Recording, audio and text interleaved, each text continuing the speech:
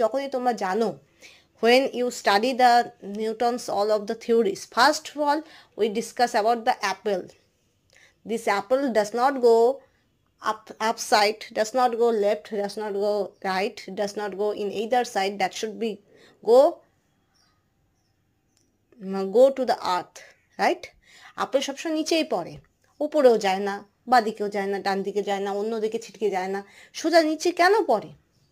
তো এটা রেসপেক্টে কি হয়, গ্র্যাভিটেশনাল ফোর্স আবিষ্কার হয়, রাইট?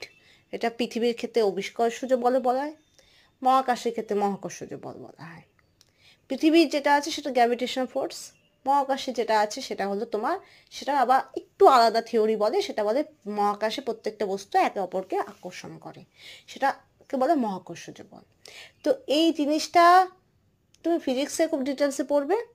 এছাড়া যদি ফিজিক্যাল কেমিস্ট্রিতে থেকে থাকে তো আমি কোয়ান্টাম বা কোনো